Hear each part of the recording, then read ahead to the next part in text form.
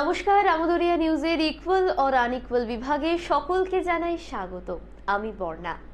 আজ আবারও হাজির ইকুয়াল और আনইকুয়াল বিভাগে নতুন অতিথির সাথে।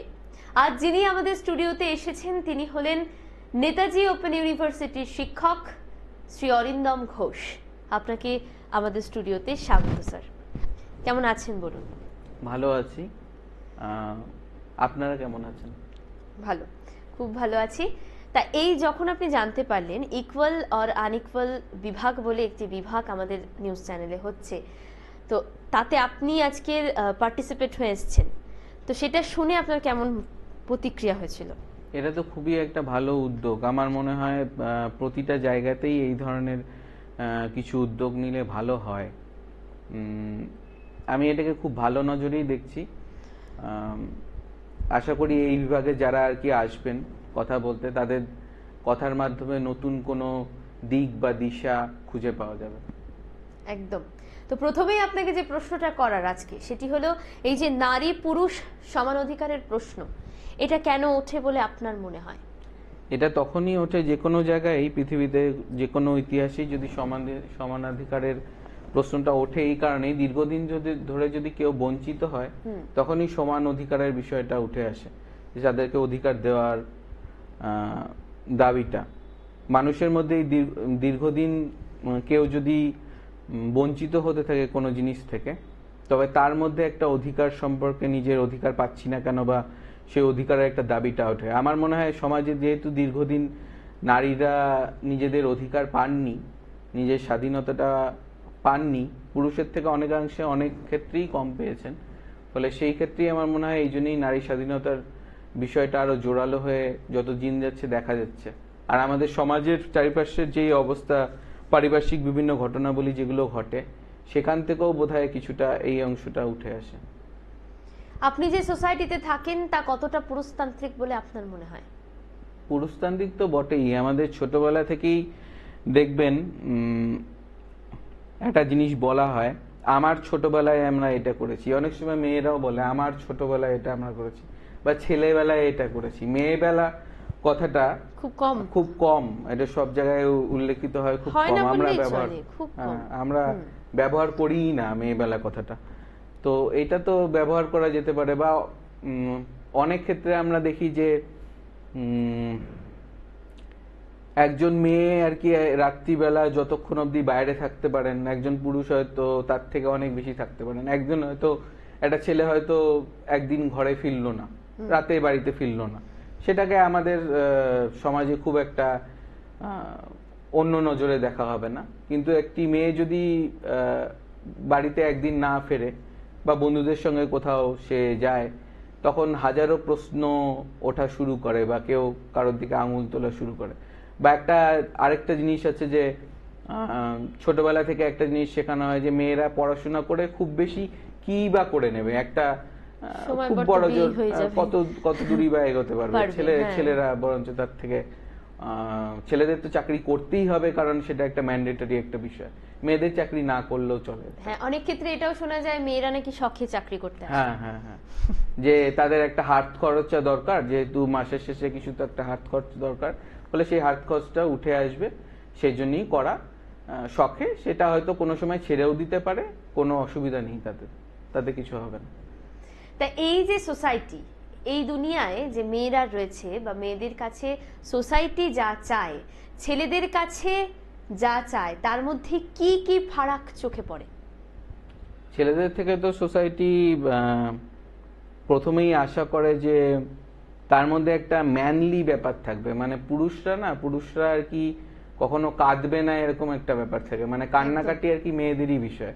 খেলনাবাটি ছোটবেলা থেকে একটা মেয়েকে শেখানো হয় যে খেলনাবাটি নিয়ে খেলাটাই তার স্বাভাবিক বিষয়। সে কখনো সাইকেল চালানো শিখবে না, বা সে বাইক চালাবে, তাকে বাইক চালানো শেখানো হবে, সে গাড়ি চালিয়ে কোনো একটা জায়গায় ড্রাইভ করে যাবে। এই ছোটবেলা থেকে এই জিনিসগুলো খুব আমরা আর কি ফারাক করি। একটা ছেলেকে তার মানে নজরটা দিয়ে দেখা হয় যে একটা ছেলে বড় হবে, সে একটা চাকরি পেয়ে একটা প্রতিষ্ঠিত হবে, এবং তার জন্য এমন মেয়ে আনা হবে যে হচ্ছে ঘরকন্যায় খুব পটু, মানে সে আর কি বাইরে গিয়ে কোনো কাজ করবে না, মানে দুজন মিলে যে একটা সমাজকে এগিয়ে নিয়ে যাবে সেরকম কোনো বিষয় নয়। ছেলেরা চাকরি করবে এবং মেয়েরা বাড়িতে রান্না বান্না করবে, এরকমই একটা বিষয় নিয়ে দেখানো হয় যে মেয়েরা রান্না বান্না করুক। মেয়েদের থেকে সোসাইটিটা, সমাজটা বোধহয় এটাই চায় যে মেয়েরা রান্না বান্না করবে আর ছেলেরা হচ্ছে চাকরি বাকরি করবে, চাকরি বাকরি ছেলেদের জন্য। একদমই তাই। তাই এই লিঙ্গ সমতা বা জেন্ডার ইকুয়ালিটি, এটার জন্য কি কি করা দরকার বলে আপনার মনে হয়? এটার জন্য শুধু আমার মনে হয় শুধু মনোভাবে বদল আনলেই চলবে। মনোভাবের বদলটাই আসল, মনের যে বদলটা সেটাই আসল। আমরা যাতে আজকে রাস্তায় বেরোলে আমার গাড়ির পাশে যদি আরেকজন একটা গাড়ি এসে দাঁড়ায়, একটা মেয়ে যদি এসে গাড়িটা তাকাচ্ছে, আমরা যেন চমকে না তাকাই সে মেয়েটার দিকে। যে আমরা যখনই চমকে তাকাবো তার মানে হচ্ছে আমাদের মধ্যে সেই বিষয়টা আছে বা আমাদের ধারণাটা ততখানি বদল হয়নি যে ও আচ্ছা একটা মেয়ে গাড়ি চালাচ্ছে, সেটা যাতে একটা সহজ স্বাভাবিক একটা বিষয় থাকে সেটার মধ্যে, যে হ্যাঁ গাড়ি চালাচ্ছে, সেটা তো একটা সহজ স্বাভাবিক বিষয়। অনেক সময় আমরা কেউ হয় না, অনেক সময় যে কে খুব বেশি একটা অফিসে কেউ যদি খুব বেশি টাইমে আসে, তার মধ্যে এক ধরনের অহংকার জন্ম নেয় যে আমি তো অফিসে সবসময় টাইম আসি, অথচ এটা যে একদম স্বাভাবিক বিষয়, অফিসে টাইমে আসে এটা স্বাভাবিক বিষয়, সবাই টাইমে আসবে এটাই স্বাভাবিক বিষয়। এটা কোনো এক্সট্রা কিছু করছে না যে সে অফিসে টাইমে আসছে। তো আমাদের না খুব স্বাভাবিক হতে হবে এই বিষয়টা নিয়ে, যে একটা মেয়ে পাহাড়ে উঠছে, মেয়েরা এখন প্লেন চালাচ্ছে, এখন এমনকি ইন্ডিয়ান আর্মিতেও বিভিন্ন পোস্টে, কিংবা আমরা দেখছি যে যুদ্ধজাহাজও মেয়েরা চালাচ্ছে। তাহলে মেয়েরা তো সমস্ত কিছুই করতে পারে। ফলে আমাদের এই বিষয়টা নিয়ে খুব স্বাভাবিক হওয়া প্রয়োজন, যে না মেয়েরাও চাইলে সমস্ত জিনিস করতে পারে, কে কি করবে সেটা তার নিজস্ব বিষয়, এটাকে একটা স্বাভাবিক পর্যায়ে নিয়ে আসা প্রয়োজন। আচ্ছা, কোথাও গিয়ে কি কখনো মনে হয়, নিজের ব্যক্তিগত অভিজ্ঞতা থেকে আপনার কাছ থেকে জানতে চাইবো, যে মেয়েরা আজকে এত কিছু করছে কিন্তু তারপরেও গিয়ে কোথাও মেয়েরা ছেলেদের থেকে দুর্বল? হ্যাঁ, সেটা তো অবশ্যই। তার মেন কারণ হচ্ছে যে ছেলেরাই চায় না, অথবা একটা পুরুষতান্ত্রিক সমাজই চায় না যে মেয়েরা তাদের সমান অধিকার দিতে। আসলে কি, অধিকার জিনিসটা কেউই কাউকে কোনোদিন খুব সহজে দেয় না। অধিকারটাকে একটু কেড়েই নিতে হয়, একটু কেড়ে নেওয়ার বিষয় অধিকারটা। তো এই জিনিসটা না একটু জেদের বসে কিংবা পরিশ্রম দিয়ে, খুব বেশি কঠিন পরিশ্রম দিয়ে বা কাজ করে এই অধিকারটা ছিনিয়ে নিতে হবে। এই অধিকারটা যতদিন না কেউ ছিনিয়ে নেবে, মানে যতদিন একটা অফিসে, আজও একটা অফিসে কোনো যদি পুরুষ, আমি মনে করছি যে 10 জন পুরুষ স্টাফ আছে, তাদের উপরে যদি একজন মহিলা বসে থাকেন, বস বসে থাকেন, তাদের মধ্যে একটা হীনমন্যতা তৈরি হয় যে একজন নারীর আন্ডারে বা মেয়ের আন্ডারে আমরা আর কি কাজ করছি। তো এই জিনিসটা তাকে বোঝাতে হবে, বরঞ্চ এই জিনিসটা বুঝতে হবে যে তিনি যোগ্য বলেই আমাদের উপরে বসে আছেন এবং তিনিও সমান দক্ষতা রাখেন যে একটা জিনিস চালিয়ে নিয়ে যাওয়ার। আমার মনে হয় এই মানসিকতাটাই বদল দরকার। একেবারেই তাই। তা আপনি কি কখনো মনে করেন মেয়েদেরকে বিচার করার ক্ষেত্রে প্রথম তার রূপ, তার শরীর সৌন্দর্য প্রাধান্য পায়, তারপরে তার গুণাবলী? পুরুষদের ক্ষেত্রে কিন্তু কখনোই তা হয় না। তো এই ধারণাটা কিভাবে পাল্টানো যাবে? এই ধারণাটা আমার মনে হয় পাল্টানো যাবে ওই একই দিকেই যেতে হবে, আমাদের মনোভাব দিয়ে। আমাদের মনোভাবটা এমন হয়ে গিয়েছে যে একটা মেয়ে যদি, আমি মনে করি যে একজন নারী যদি সেজে গুজে না বেরোয় কোনো জায়গায়, যদি সে একদম স্বাভাবিকভাবে গেল, হয়তো চুলটা ঠিকভাবে আঁচড়ায়নি বা সকালবেলায় মেকআপ করার টাইম পায়নি বা এই ধরনের কোনো জায়গায় যদি যায়, তাকে মনে করা হয় ও আচ্ছা ও এইভাবে এসেছে, মানে একটা ধারণা তৈরি হয় যে না ওর মধ্যে ঠিক একটা মেয়ে মেয়ে ব্যাপার নিয়ে এটা কেমন ছেলে ছেলে ব্যাপার ঢুকে যাচ্ছে, মানে ঠিক একটু মেয়ে থাকবে, সে একটু সেজে গুজে থাকবে, তাকে দেখতে একটু সুন্দর লাগবে, হ্যাঁ সব জায়গায় একটা শোপিসের মতো সে হচ্ছে দাঁড়াবে। আমরা অনেক জায়গাতেই দেখি যে অনেক অনুষ্ঠানে হচ্ছে মেয়েদের কাজটাকে হচ্ছে একটু ফুলটা সামনে এগিয়ে দিতে কিংবা কাউকে মালা পরানোর জন্য, সেক্ষেত্রে আমরা বলি এই কাজটা তো ছেলেরা করতে পারবে না, এই কাজটা মেয়েরাই করবে, মানে একটা সৌন্দর্য আর কি বৃদ্ধি, একটু শোপিসের মতো। এই মনোভাবগুলো আমাদের অনেকখানি চেঞ্জ করে দিয়েছেন যারা মেয়েরা যারা কাজ করেছেন বা এখনো যারা কাজ করছেন।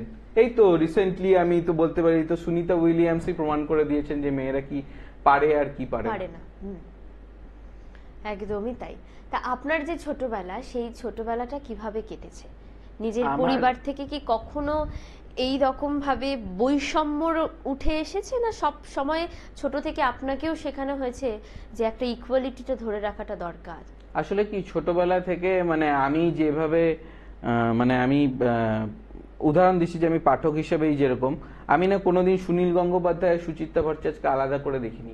মানে এটা ছোটবেলা থেকেই এমন ভাবে স্বাভাবিক ছিল আমার কাছে যে সুচিত্রা ভট্টাচার্য দারুণ দুর্দান্ত লেখেন, নবনীতা দেবসেনও দুর্দান্ত লেখেন, আবার সুনীল গঙ্গোপাধ্যায়ও দুর্দান্ত লেখেন। আমি শুনেছি আশাপূর্ণা দেবীকে লেখিকা বলা হয়েছিল, তাই জন্য উনি রাগ করতেন যে লেখক লেখিকা এরকম ঠিক হয় না, মানে লিঙ্গ ভেদে আমরা এটা করতে পারি না, সবাই লেখক সবাই মানুষ, মানে এইভাবে যদি আমরা দেখি।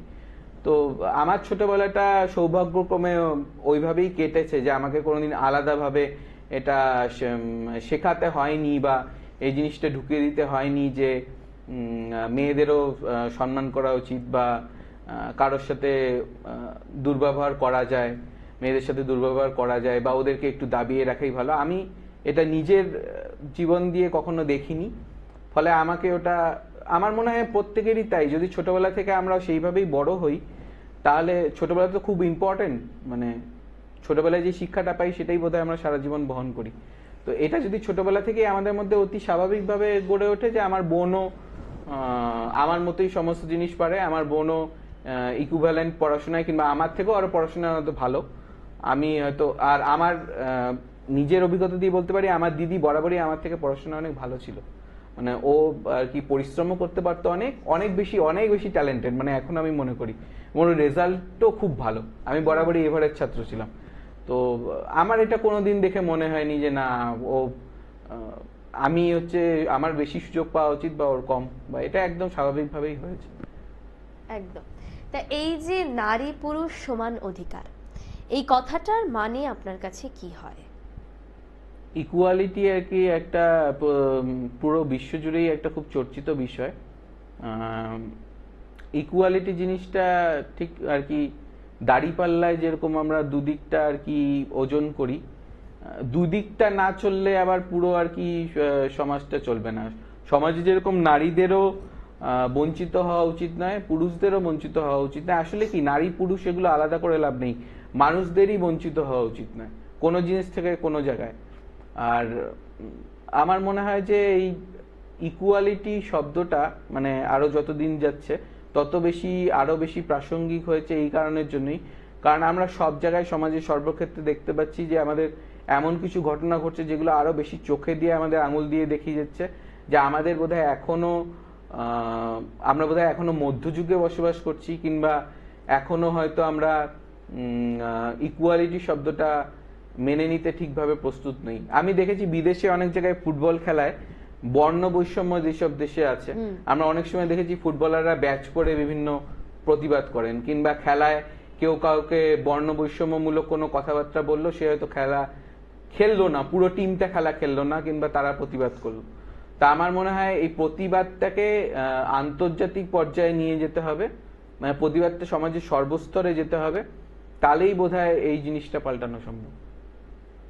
বেশ, আমরা আমাদের অনুষ্ঠানের একেবারে শেষ পর্যায়ে চলে এসেছি, তবে তার আগে শেষ একটি প্রশ্ন।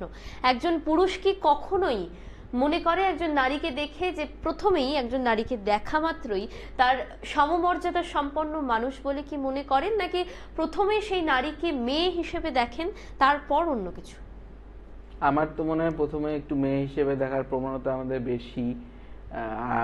আমি একটা সিনেমা দেখেছিলাম, এটা সিনেমাটা খুব বিখ্যাত, সবাই দেখেছেন, অভিমান বলে অমিতাভ বচ্চনের একটা সিনেমা আছে। হ্যাঁ, সেই সিনেমায় আমরা একটা জিনিস দেখি যে খুব বিখ্যাত গায়ক অমিতাভ বচ্চন একজন খুব বিখ্যাত গায়কের রোল করেন, এবং তার স্ত্রী যখন তার থেকে আরো বেশি বিখ্যাত হওয়া শুরু করেন তখন তার একটা ইগো, যেটাকে আমরা মেল ইগো বলি, সেই ইগোটা হার্ট হওয়া শুরু হয়।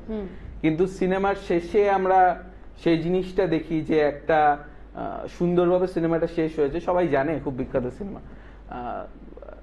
যে মেল ইগোটা বা ফিমেল ইগোটাও, মানে দুটো জিনিসই, ইগোটা আমাদেরকে একটু না যে কোনো জায়গায় গেলে একটু দূরে ছেড়ে আসতে হবে, বাড়িতে ফেলে আসতে হবে ইগোটা, তাহলে আমার মনে হয় যে এই জিনিসটার সমাধান হওয়া সম্ভব। বাহ, ভীষণ ভালো লাগলো আপনার সাথে আজকে কথা বলতে পেরে। আপনাকে অসংখ্য অসংখ্য ধন্যবাদ। আজ তবে আমাদের এই ইকুয়াল অর আনইকুয়াল বিভাগের অনুষ্ঠান আমরা শেষ করব। আপনারা শুনলেন শ্রী অরিন্দম ঘোষের কাছ থেকে, উনি ওনার ব্যক্তিগত অভিজ্ঞতা থেকে যা বললেন। তবে সবাই খুব ভালো থাকবেন, সুস্থ থাকবেন এবং অবশ্যই কিন্তু চোখ রাখতে হবে আমোদরিয়া নিউজের ইকুয়াল অর আনইকুয়াল বিভাগে। ধন্যবাদ।